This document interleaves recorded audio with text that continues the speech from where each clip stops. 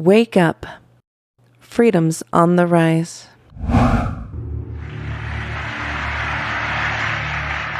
And here I would like briefly to compare the parable of Brave New World with another parable which was put forth more recently in George Orwell's book 1984. I'm inclined to think that the scientific dictatorships of the future, and I think there are going to be scientific dictatorships in many parts of the world, will be probably a good deal nearer to the Brave New World pattern than to the 1984 pattern. They will be a good deal nearer, not because of any humanitarian qualms in the scientific dictators, but simply because the Brave New World pattern is probably a good deal more efficient than the other. But if you can get people to consent to the state of affairs in which they are living, the state of servitude, the state of being, well, it seems to me that the nature of the ultimate revolution with which we are now faced is precisely this, that we are in process of developing a whole series of techniques which will enable the controlling oligarchy, who have always existed and presumably always will exist, to get people actually to love their servitude. People can be made to enjoy a state of affairs which, by any decent standard, they ought not to enjoy.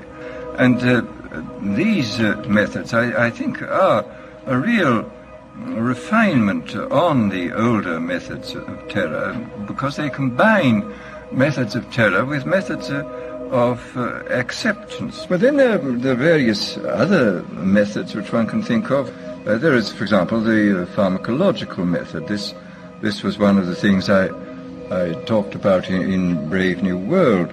And the result would be that, you can imagine a euphoric which would make people thoroughly happy even in the most abominable circumstances. These things are possible.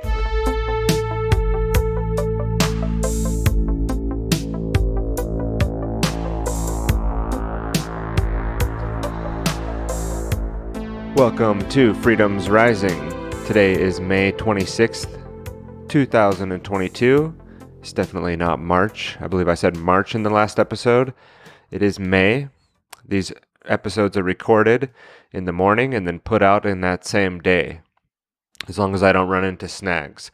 Now today I did run into some snags and I worked through that shit, and now I'm back at it and recording another episode, which was my goal, to get out an episode Monday through Thursday.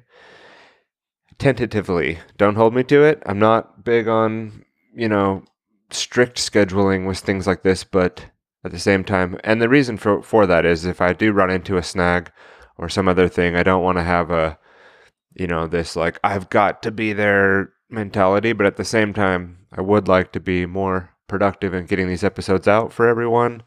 And I'm enjoying the flow and the creative process behind it. So again, welcome to Freedom's Rising. Today is episode number 5 of the series. And as you heard there, that was Aldous Huxley, brother of Julian Huxley.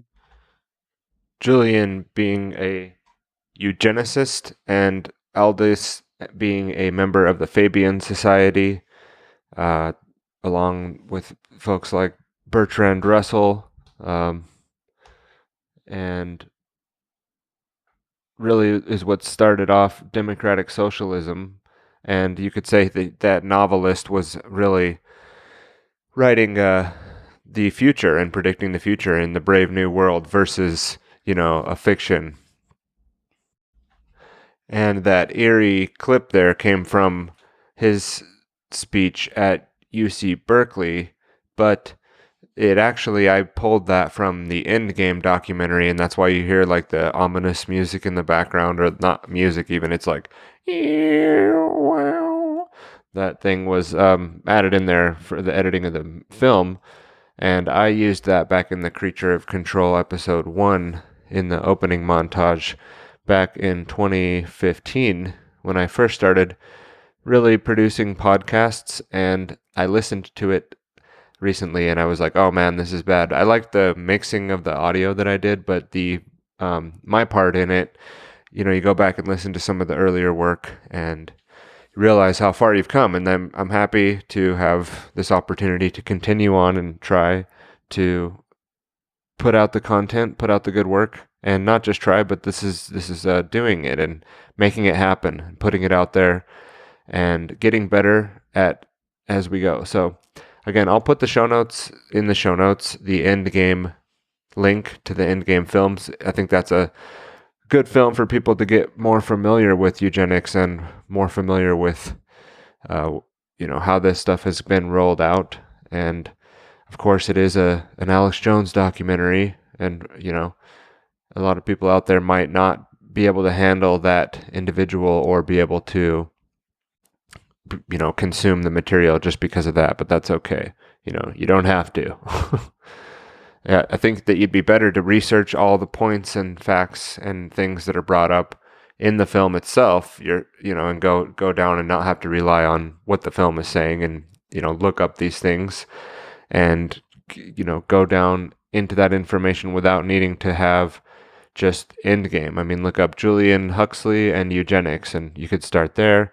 But really, I like the comparison, you know, between Brave New World and 1984. We've got kind of this mixture of both going on at the moment, where, you know, you do have to sort of see that 2 plus 2 is clearly 4, but you have to say that 2 plus 2 equals 5, and you have to believe in the illusion, right? You have to actually admit that you're participating in it by, you know, repeating the lies and the deceptions and the virtue signaling and all that.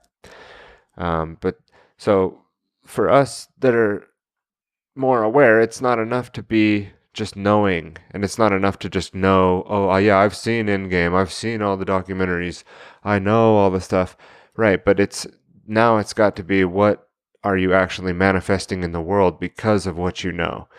You can take on a lot of information, you can continue to take in information, and if it doesn't cause you to change your behavior, then what good is the information to keep taking in? And I've been victim to this, or I've fell into this where I just kept taking in information, and it's sort of in a selfish way, almost like entertainment. Like you become to the point where you're sort of going throughout your day, doing your normal stuff, and just listening to these things. At least that's how I would consume a lot of this information. And, you know, end up realizing that, yeah, okay, it's great that you're able to maybe explain to certain people when you're having a conversation, or you're more in depth when you have conversations with people. You can pull from sources and mix in, you know, it's kind of like with creating a podcast. Like if you're aware of more information to be able to bring into the podcast and play into it, then you're able to make it more interesting in that way. Same thing with having conversations with people. But beyond that, if you're not actually taking real world action in your life and getting into action with, you know, not in a reactive way, but more of a proactive, okay, we understand that it's bad, you know, okay, look out there, watch the news, oh yeah, it's bad, it's real bad, you know, and then you look out, you're, you know, looking at the daily situation, the daily news, the latest mass shooting, the latest virus, the latest pandemic, the war, okay, yeah, it's pretty bad out there, you know, and you can get caught up even in just that, right? But what we're talking about is not, you know, running out and buying 10 months worth of food and, you know, now you're good, and doing all this like preparedness and getting your bug out bag ready. Not even so much that, but it's getting into action into your life to build a beautiful environment in your yard, let's say, gardening, getting into some animal husbandry, as what I would put forward as an actual solution, where I know, you know, vegetarian and vegan people obviously aren't going to be adding in animals, but if you can learn to have small livestock in your environment to create compost and add to the soil, and maybe do like aquaponics and raised beds if you can't grow directly in the dirt in your area or a greenhouse. It's not like you're mass scale producing and abusing animals on a mass scale. It's husbandry. You're caring for the livestock, and they're, giving back to you. Chickens are a good example. That's something I've been working on for the last year. So we got chickens. Cassandra sort of drove me forward into doing this, and it's become a big project, and we're having to manage, okay, what do we do with this rooster? How do we get these new chickens integrated into the situation? How do we make sure they have enough room? We had to clean one and isolate it the other day. We have it in the garage now being isolated. And, these are things that I didn't know how to do before.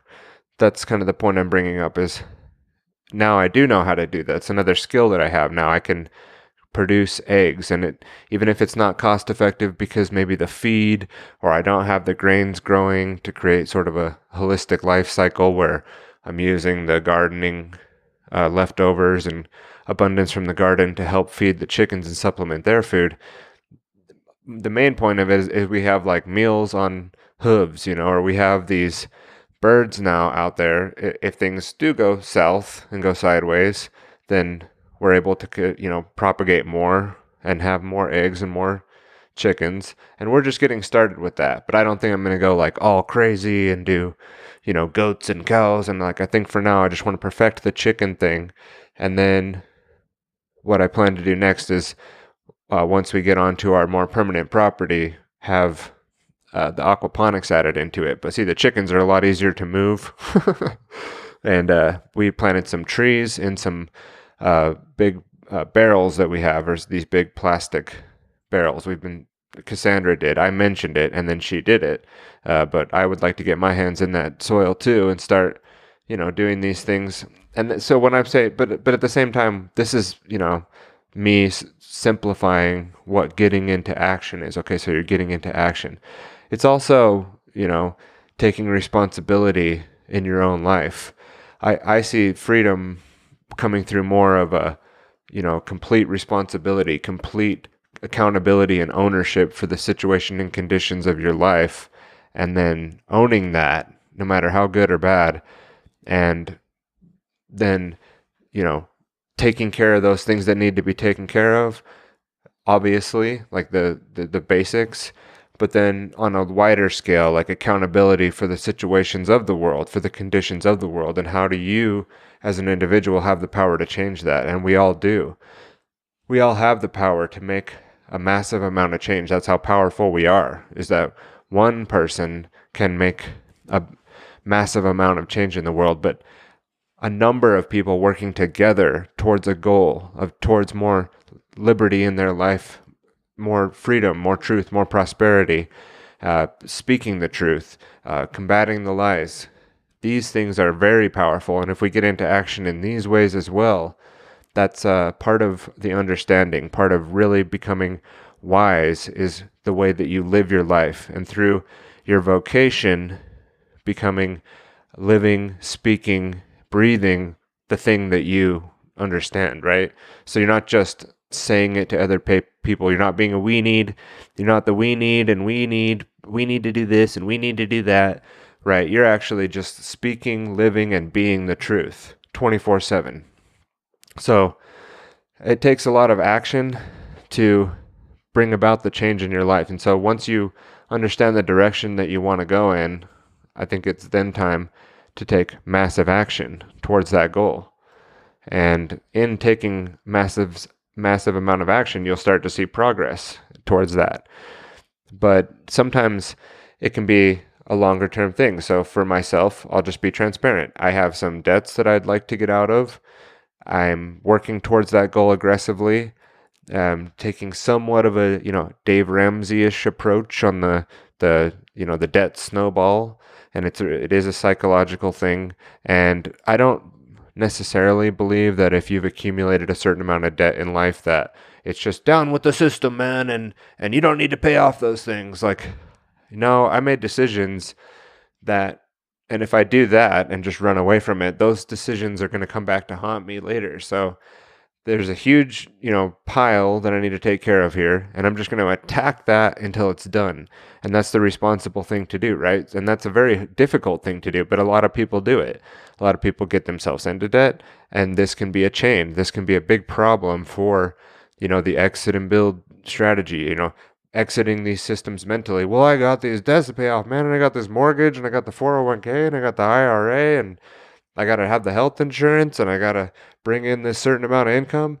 Right. Well, that all sounds like a bunch of hurdles that you're putting up in front of your mind to not be able to still at least, start to mentally exit, like we talked about in the first episode. That first steps are in the mind, right? So you have to not, put up all the barriers. You need to then create solutions. Okay.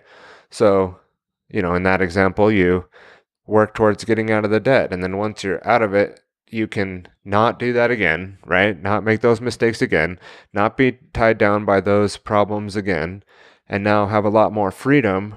And hopefully, you're creating more wealth and abundance in your life to then be able to stack those sats, right? Or stack whatever it is that, if you want to invest in certain stocks, I'm not saying that that's completely the wrong way to go. But if we're talking about, really getting out of these the banking system empire and the fiat current Federal Reserve system, then, taking steps in that direction where you're going into these, like, I would say, like, more traditional ways of investing are probably not going to be the way to go. But luckily now there are other ways to invest your money.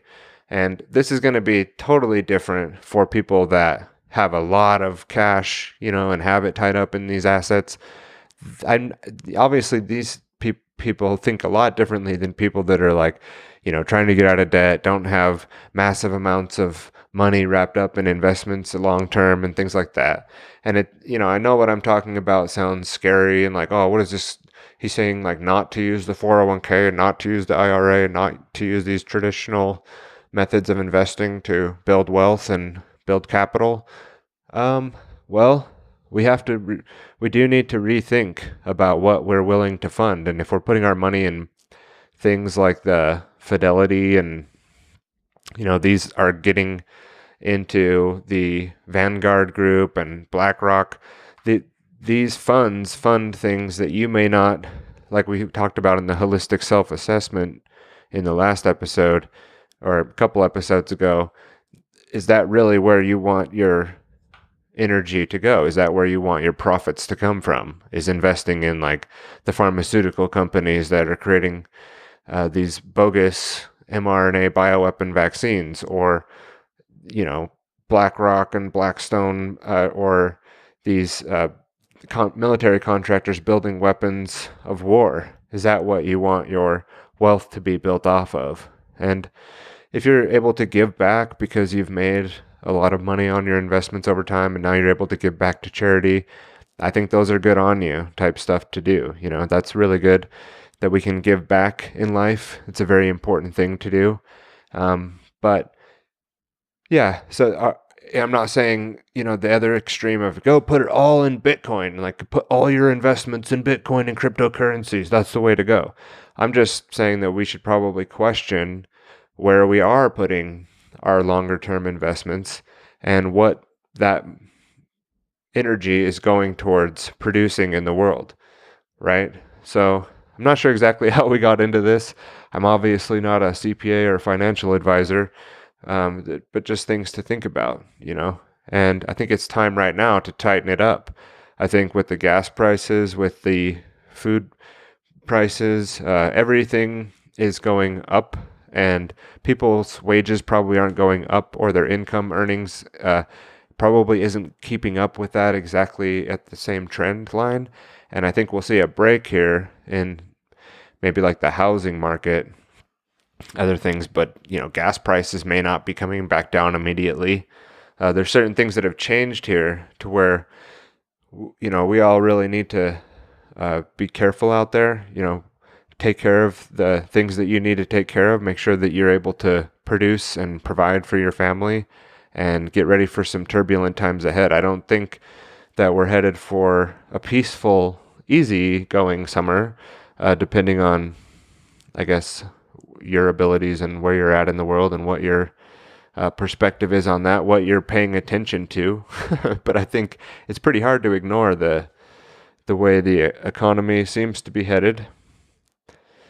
But we're going to get into this today with a clip that I have to play, and it's going to help us understand, how to do this, how to enact more accountability and responsibility in our lives. The clip is Surviving in the Age of Corporatism and Shortages with Jack Spirko, and it's on the Ron Paul Liberty Report.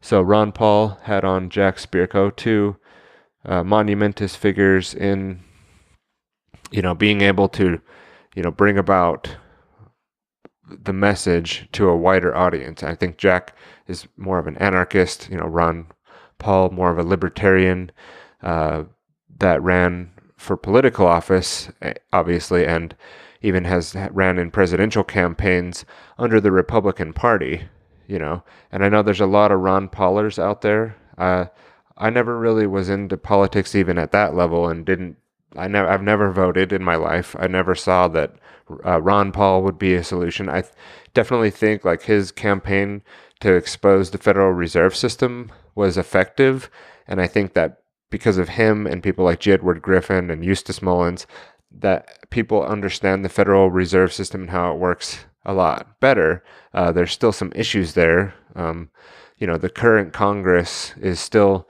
passing and allowing this current system to exist with this debt-based economy where we're in, whatever 30, 40 trillion or whatever the debt is that we're in, trillions of dollars in debt to this entity, and our lives and energy are going to these things if we're participating in the tax system. So if you're paying taxes and you're, paying off the debt, you're paying off the debt owed to the Federal Reserve, and we're not going to pay this off. It's a Ponzi scheme. It's an impossible situation, but our life energy is being funneled into systems, again, that are not sure that you'd want to be funding the things if you knew exactly what was going on with that money and were more aware of where each dollar went.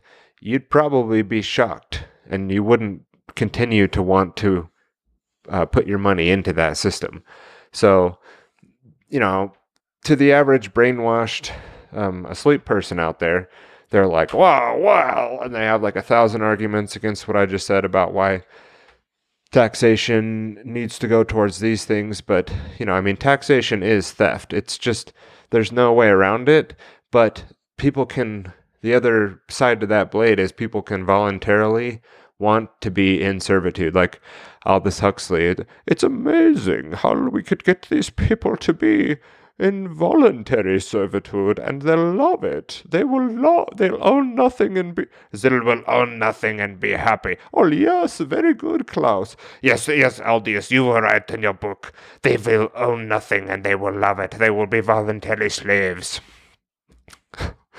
So, yeah, it is a crazy mixture of the Brave New World 1984-ish Klaus Schwabian future that we're headed into here. But at the same time, the opportunity for us to not go into bondage, to not go into slavery further, and to actually exit those systems and drive out of them has never been more possible at the very same time. It's just, you need to step into that, right? That mindset needs to be opened and expanded, and we'll, exit those systems in our mind and build a brave new future that's not the Brave New World or the 1984 or the Klaus Schwabian. They're all wrong, So that's the hard truth here. For those folks to hear, is that they're not going to get their way, and it's because of these folks, like we're going to be playing in this upcoming clip, that that will be the case, because of the mindset, the spirit, and the energy behind what you're going to hear here to end out the episode. So we'll summarize on Monday. We'll come back. Actually, Monday's long weekend. We're going to go camping. We'll be out. So next week, again, the plan is to try to get out 4 to 5 episodes a week, 3 to 5, let's say. And next week I know is going to be a shorter week because of some traveling that I have to do. And when I come back in the studio, we'll summarize, we'll catch up, we'll get right back into it, and we'll be playing more clips and playing more freedom-oriented content and getting the message of freedoms rising out there. And so thanks, everyone. And I have a special segment that I'm going to have upcoming where we cover Alt Eats. And Alt Eats is part of the Alt lifestyle, and it's part of the Freedoms Rising wheelhouse. That's what you see in the banner. Like there's TylerBloyer.com logo within the Stones Media Network, Freedoms Rising, and Alt Eats. Alt Eats is part of what Cassandra launched as her way of putting forward what she's learned when it comes to freeing up your diet, freeing up your health, freeing up your budget and your mind as far as to how hard it would be to have a more healthy lifestyle and eating. And you can go to alteats.life and sign up there for the free mini course. That will be discussed further. I'm going to try to get Cassandra to sit down with me and discuss in an episode where we'll record a little interview and we'll go over Alt Eats and Alt Life and bring more of that forward. But for now, if you're in Arizona, you can go to alteats.life/order and check out some of the products there that we can ship to you here in Arizona for now. And otherwise, just go to alteats.life and sign up there for the email. Sign up and you'll get access to the free mini course and the newsletter and the Discord channel, and join in our sort of alt life community, which is all under the Freedoms Rising umbrella. So that's an exciting thing that I haven't brought up here on the show yet, and it definitely ties in. I mean, health freedom and food freedom, being able to experiment more with the diet to live a more healthy lifestyle, but still eat the flavors and things and tastes that you might like to eat is really kind of what it's all about so far. And there's some recordings and courses in there that we've put out that you can sample and check it out. So go to freedomsrising.live, sign up for the email newsletter there if you'd like to. Otherwise, check me out on the One Great Work Network. And if you'd like to submit your freedom project or conference to support at freedomsrising.live, we can feature it here on the show and put it in the upcoming events section. And we will talk to you guys next week. Have a good one. Thanks.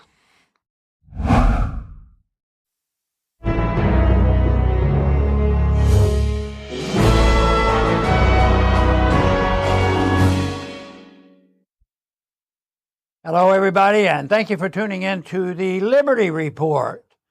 With us today is Chris Rossini, our co-host. Chris, welcome to the program. Great to be with you again, Dr. Paul. Very good. And Chris, we're fortunate today to have a special guest. He's going to be with us for the program.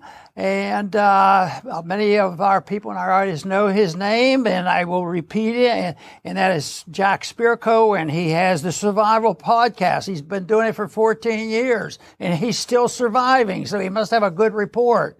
So I would say that, Jack, welcome to the program. Well, thanks for having me today, Dr. Paul. It's a big honor to be on. Very, very good. And Chris, go ahead and say hello to Jack, and let's go on with the discussion.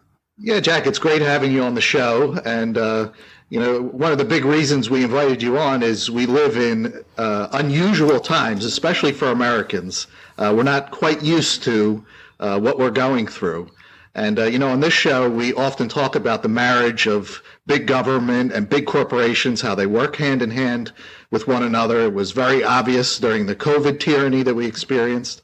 And even most recently, we've reached a point in this country where baby formula is being shipped not from America out to, poorer countries where babies need to, mothers need to feed their babies, but the baby formula is being imported in via the military so that American mothers can feed their babies. Obviously, we're on a bad path in this country. We wanted to ask you first, you came up back in 2008 with the term modern survivalism. Now, what does that mean and why did you come up with it? So having kind of a background in marketing, if I was going to put together a podcast, I wanted to make sure that I had something to kind of anchor on. And so I wanted something that was original. So I went on Google and put in modern survivalism with quotes around it. Nothing came up. And I did the same with modern survival, modern survivalist. It's like, okay, I'm going to anchor on this. And what I mean by it is we don't turn away from all of the technology we have. We don't run away and hide in a bunker somewhere. But we also take those primitive skills, those wilderness skills, those hard skills that our grandparents knew well, and we kind of marry that all together. And you're right with the turmoil that's going on.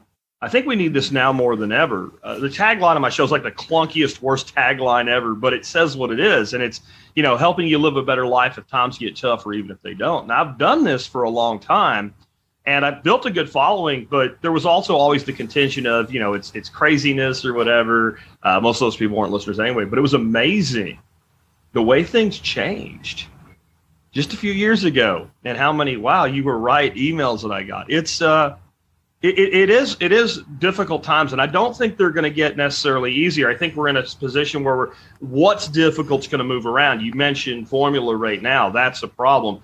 I think it's going to be everything in a couple of months with the diesel reserves. And so we need to be adaptable and non-brittle in our lives. And so what I really do is lifestyle design, but modern survivalism markets a little bit better, I guess. Jack, your statement says also that you specialize in self-sufficiency, self-reliance, and personal liberty. That's all, very good stuff. And, of course, that's what we need more of, and we're getting less of it all the time because it's been taken over by the authoritarians who believe that the people themselves don't have the ability, desire, or understanding on how to take care of themselves. But it's very destructive. And, if people follow what you're talking about and what we're interested in is one else that they gain is self-respect. And I think that sometimes people don't realize that might be one of the bigger issues because it's a lack of self-respect that causes people to almost be self-destructive. They're like a masochist. And if you look at our society, why are they doing these dumb things? Some have ulterior motives and some have guilt about it, white guilt and all these things. They listen to that and they don't have the confidence. I've always believed that this self-respect and confidence that I like to see comes from productivity in a simple way or in a big way, that we're all meant to be productive at all different levels. And when we do something like you've done, have a letter here for 14 years, you've been productive, you've had goals, and I'm sure you feel good about it. But I think being productive is so important, and the idea of self-respect is something that ultimately, that is one benefit. If we're able to take care of ourselves, we will gain self-respect. So I don't remember who said this, but somebody said something to the effect of that sovereignty cannot be given, it can only be taken, it can only be claimed, it can only be asserted. And I think that what you're talking about is asserting that personal sovereignty, to have that personal liberty. And it does come by being productive in a large number of ways. I'm very satisfied with the fact that today I'll record episode 3100 of my podcast. I mean, that's a long track record. I don't know if there's any other podcast out there that's got that continuous track record. But what I'm more encouraged by is the real payday that comes from that, or the emails. I started a business. I planted a garden. I'm feeding my family. I'm prepared. We had a storm and we walked through it instead of being overrun by it.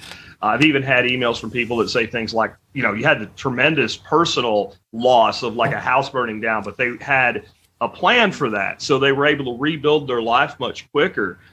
Those are all things that are about being productive. And I completely agree with you that people that have a purpose in their life have a tendency to assert that personal sovereignty by claiming it, by taking it, not by asking.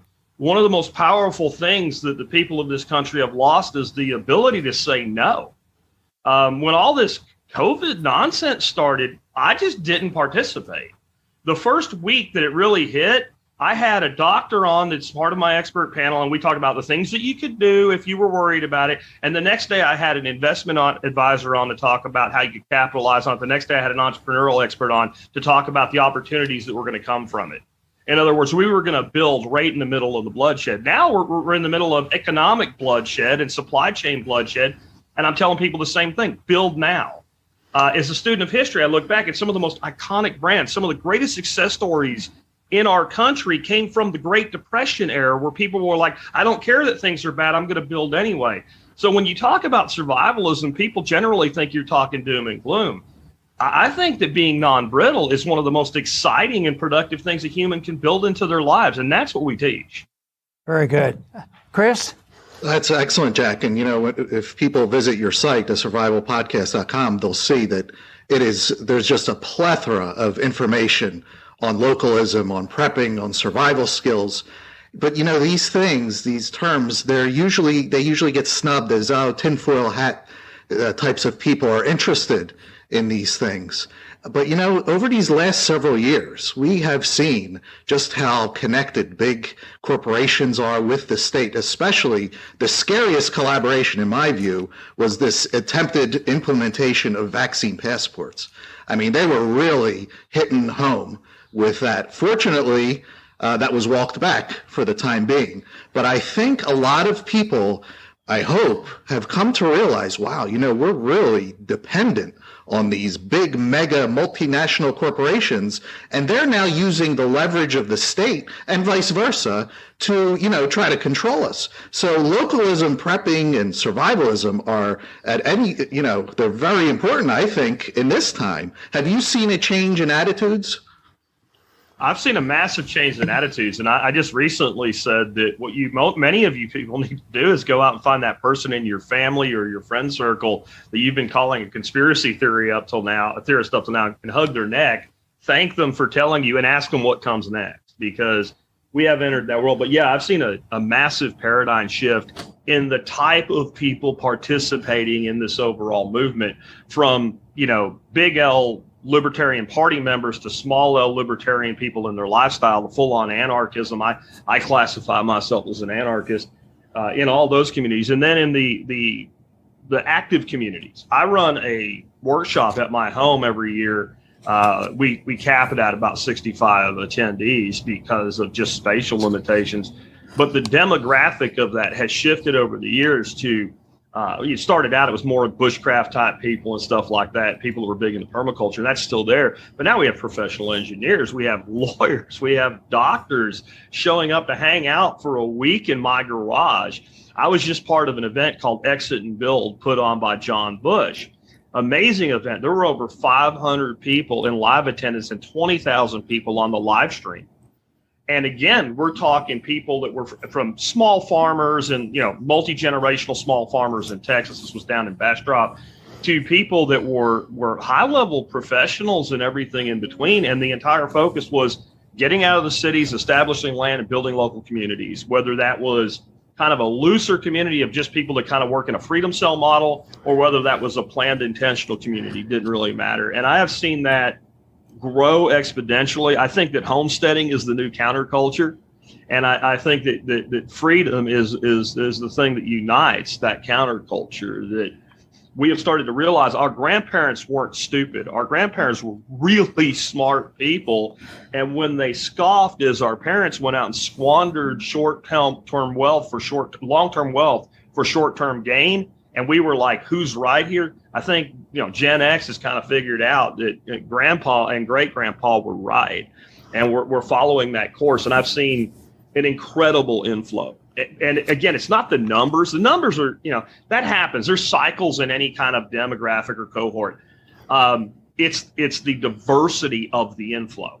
It's all sexes, it's all races, it's all sexual preferences. I mean, it's all the people that you would think that would be put off by the term survivalism are on just a constant inflow at this point.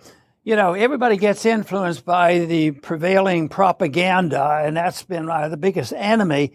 But I still give a lot of credit to the people who do get exposed. And sometimes I'm sure you get disappointed by the lack of enthusiasm. But I still see a lot of people, they get a little information, all of a sudden they can change and see the difference, especially when the world's falling apart. You guys better start challenging this. Look at what's happening to you.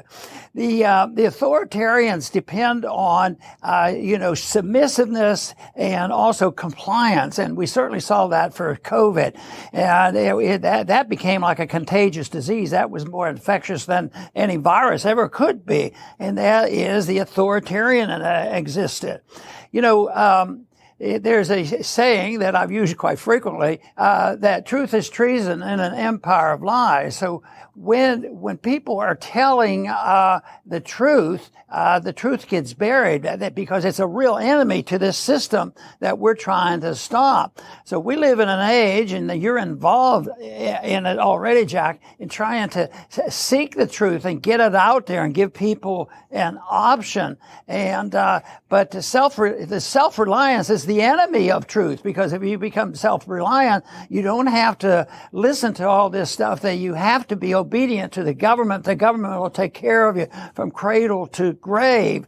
So I think it's very, very important that people, have sources to gain the truth. I think that's the biggest problem we have today. And I was just wondering what your comments on that. And everybody, I'm sure, gets frustrated with this, no matter how much we think we're involved in finding these solutions. But where do we send people? How do we get them interested? I think it's individual, but there's also sources out there. If you want to find, we spend a lot of time on foreign policy. So we're seeking people that we can trust. And I think that's important also in economics. Well, one of the things I've done a lot on in episodes over the years is not telling people what to think, but how to think, how to analyze something and determine what they choose to believe after hearing both sides. And you're going to have to go out and seek the counter voice. You mentioned foreign policy. One of the guys I think is doing incredible work right now, I don't know if you're aware of him, his name's Patrick Lancaster. He's embedded with Russian troops in the conflict in Ukraine, but he's been there for 8 years. Reporting on that war. And I'm not taking a side on that or anything other than I don't think we need to be involved in it. But at least the man standing in the middle of the actual battle, telling you what's actually happening from his vantage point, our media is not doing that. But what I've noticed about people like Patrick Lancaster and others in that space is they always say, don't believe me, listen to what I'm saying, educate yourself, and go listen to the other side and draw your conclusion. And one of the pieces of advice that I've given people over the years is to always put at least 1% more trust in the people that tell you that than the people that tell you not to listen to anybody else. Right. But the reality is I'm more encouraged right now than I've been in my entire life as I see people begin to realize that we are going to have to assert our sovereignty and do this on our own. And I think people are waking up to the concept of time preference. And I think what's really jacked us up, and it goes straight to our monetary system, is a short-term versus a long-term time preference. And all the things we're talking about, whether it's, ensuring your wealth with gold. I'm a big Bitcoin maximalist, so moving into the Bitcoin world about a capped currency and long-term guarantee, you can't inflate it, you can't seize it. But even things like homesteading and things like that, these are all things that move the time preference out.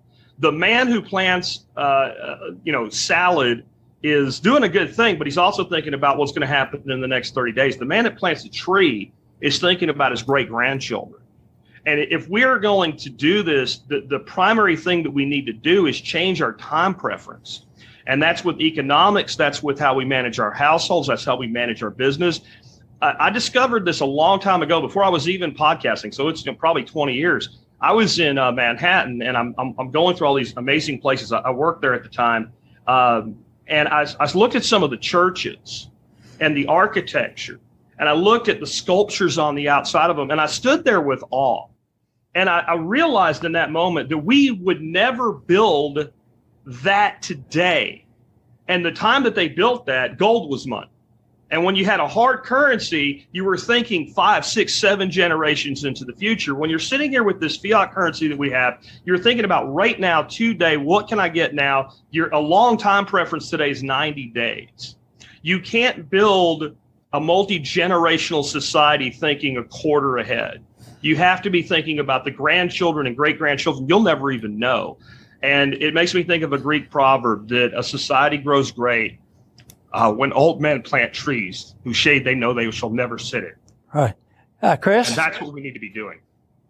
Yeah, I have one more question, Dr. Paul. That was excellent, Jack, right on the money. The last question I wanted to ask you was about American exceptionalism, and there's several forms of it. There's the imperial neocon, we're going to remake the world in our image, but there's also an American exceptionalism, I think, for the average person, where they may believe that because they won the lottery, they were born in America, simply because they live on this landmass, that, you're good, we're fine, everything's always going to be fine here.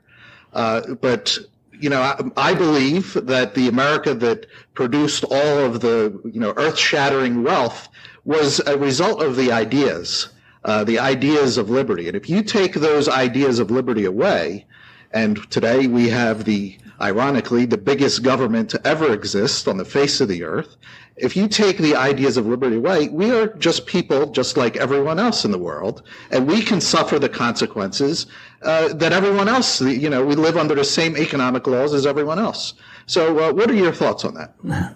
So back when I was a kid, I remember my father talking to me like I wasn't a kid. That was one of the things he did really well, was stretching you. And I remember, though, sometimes I would think, geez, I don't know what the old man's talking about here.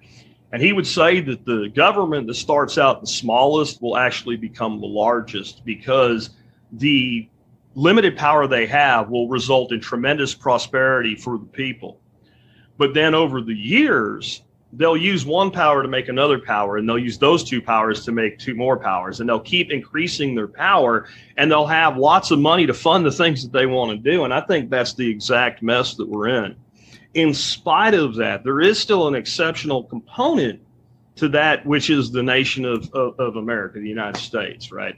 And that is our form of government in a republic. And the federal government has done everything they can to eliminate that exceptionalism. But we saw it. It was revealed, like many things were, when the COVID pandemic hit and all these crazy lockdowns started. My life in Texas did not change. Now, there was some lockdowns and stuff, but I just ignored it. I just went on with my life. But then the rest of the state kind of went on with their life mostly 60 days into it, because our governor woke up, found his spine, and decided we're not doing this and not participating, and let the state go back to normal. And friends of mine that I grew up in Pennsylvania and Florida, people in Florida, their life was a lot like mine. People that I grew up with in Pennsylvania, their lives were destroyed. And people in California and New York, it was worse. And I realized it wasn't just that their lives were worse, they were more afraid. They had been pushed to fear. But there were a lot of them that said, you know what, I'm not doing this anymore. And people that were so proud of living in New York, I remember getting emails, I'm moving to Florida, I'm moving to Texas, I'm moving to, some other state. And that is the remnant of the true exceptionalism that was this country, that we were to be laboratories of liberty. And by having the ability to choose the jurisdiction in which you resided and did business in, that meant that there was a check on stupidity and a check on insanity and a check on financial ignorance. And that if a state did poorly enough in those areas and other areas, people would leave and take their wealth, their time, their talent, their businesses, their families with them. And if you want to restore that, then people need to get some damn self-respect. And they need to understand that when it comes to making the hard decision of moving, there are people that risk being shot by a machine gun to get over the Berlin Wall. Okay? And we live in a republic where you can rent a U-Haul and move and make some new friends and establish a new business. And it may be hard, but if you don't understand that the place you're living is not worthy of the honor of your presence, it's over. And if we don't figure that out right now, we're going to look like Europe. And I just talked about this yesterday. I'm not putting anybody down in Europe, but I feel like Europe is lost. When I listen to Europeans who are supposedly pro-liberty Europeans, I'm like, these guys are left of the left here. And it's due to something that this is going to be a hard thing for people to hear. I believe that our government and our corporatocracy and our oligarchy has been exceptional at doing one real thing: domesticating human beings.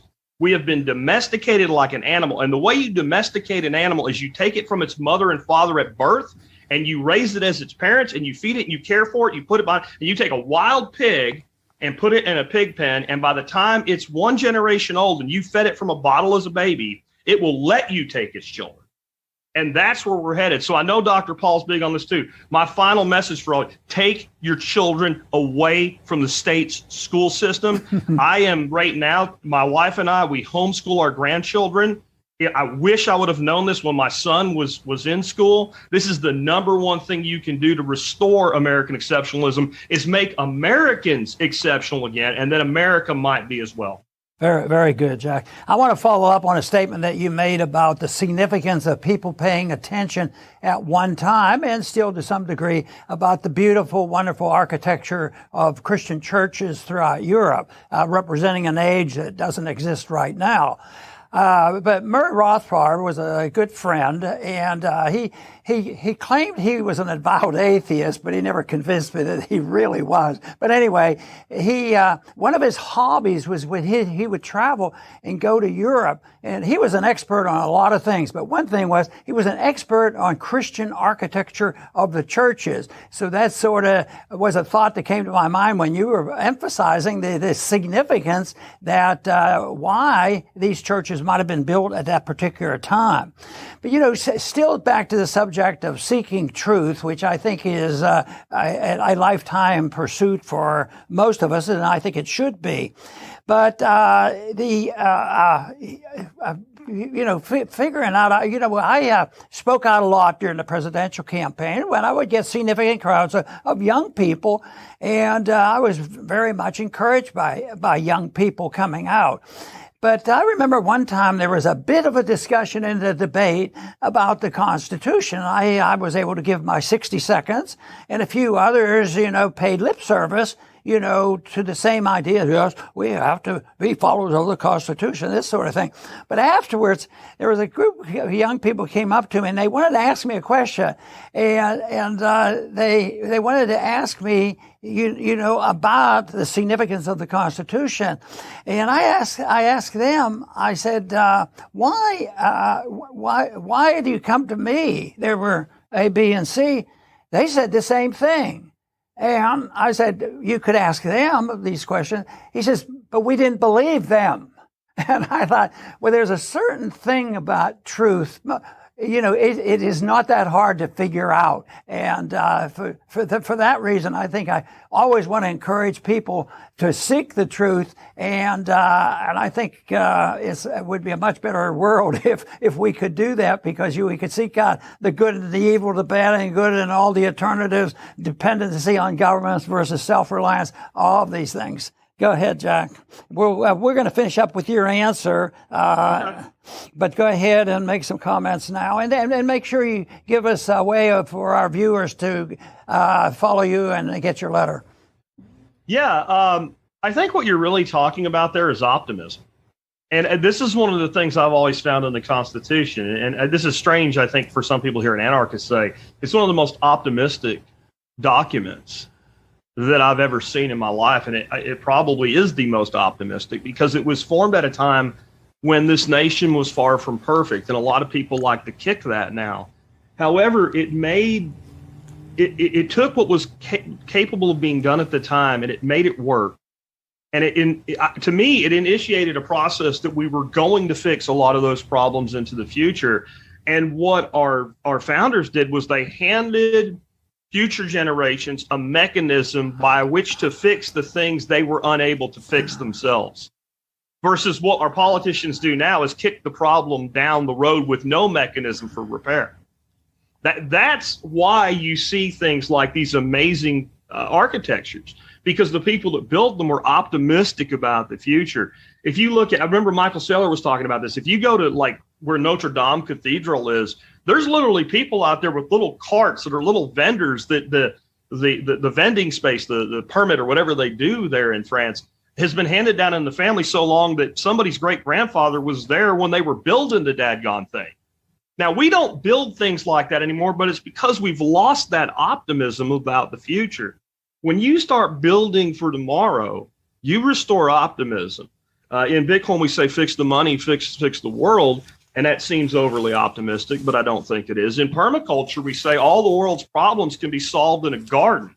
The person that plants is not thinking about today, they're thinking about tomorrow. The gentleman I mentioned, Patrick Lancaster on YouTube, an amazing journalist, he asked one lady right in the middle of absolute hell, why don't you evacuate? She said, where would we go? And we've already planted a vegetable garden. Now that'll hit you when you really understand you got a person at the edge of what they can tolerate, and they say, well, if I don't do this today, I won't have anything tomorrow. You restore that and you fix everything. And if people want to know more about what we do and learn how to do these things to build for their future, the show is called thesurvivalpodcast.com, 2-time Podcast of the Year award winner. Episode 3100 will be recorded a little bit later today. I do live stream most of the shows on YouTube and all the other platforms. And if you don't want to type out great big long thesurvivalpodcast.com, just go to tspc.co and check us out. And thank you so much, Dr. Paul, for having me on today. I want to tell you something. I've interviewed well over 1,000 people. Almost always the subject of liberty comes up. And my opener's question for people, so people can connect with the guest, is how'd you get where you are? Start out with like you're hanging out in study hall, and now you're working on building a cattle farm, and you're selling beef directly to the customer or whatever. And there's always a liberty angle in it. And I'd say 95% of them start out with, well, it was like late 90s or early 2000s. And I found this video of Dr. Ron Paul. And so you've done a lot for us. Thank you.